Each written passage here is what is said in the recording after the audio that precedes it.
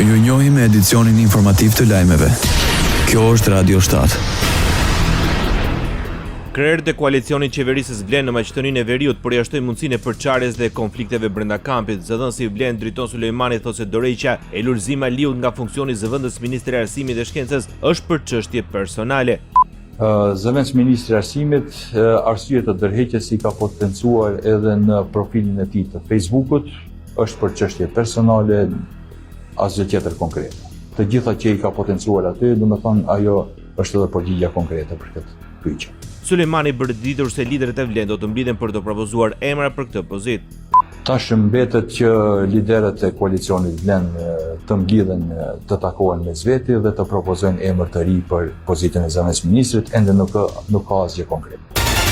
Ndryshimin e radhët e drejtuesve të prokurorive në Republikën e Maqedonisë së Veriut, me 10 vota pro Këshilli i Prokurorëve Publik zgjodhi Besir Aliun për shef të prokurorisë themelore në Totov. Aliu e ka ushtruar këtë funksion dhe gjatë mandatit kaluar duke u zgjedhur për herë të parë në vitin 2020 nga Këshilli i Prokurorëve. Më herët ai gjithashtu ka qenë antar i Këshillit Drejtues të Akademisë për Gjykatës dhe Prokuror. Radio 7, zëri pozitiv i qytetit.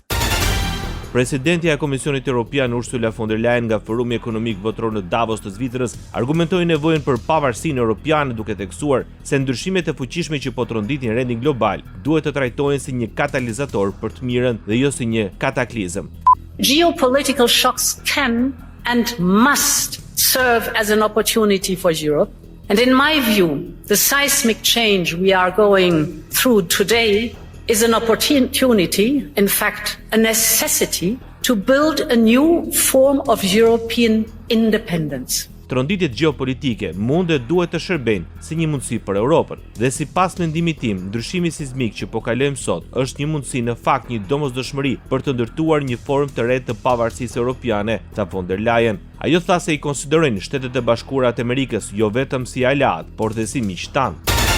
Kërcënimet e presidentit Donald Trump për të vendosur tarifa doganore prej 200% për verat franceze dhe shampanjë me qëllim që të bindë presidentin francez Emmanuel Macron të bëhet pjesë e bordit të paqes për Gazën konsiderohen të papranueshme dhe jo efektive nga Pallati Elize. Nga presidenca franceze ka konfirmuar gjithashtu se mesazhi i Macronit publikuar nga Trump në rrjetin social Truth Social është autentik.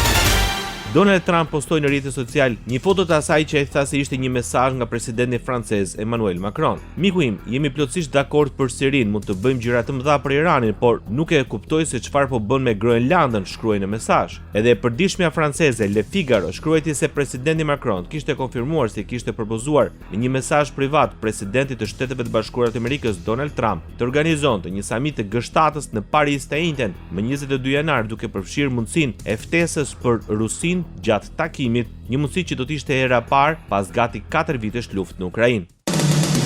Ndoqët lajmet shkurt në Radio 7, zëri pozitiv i qytetit.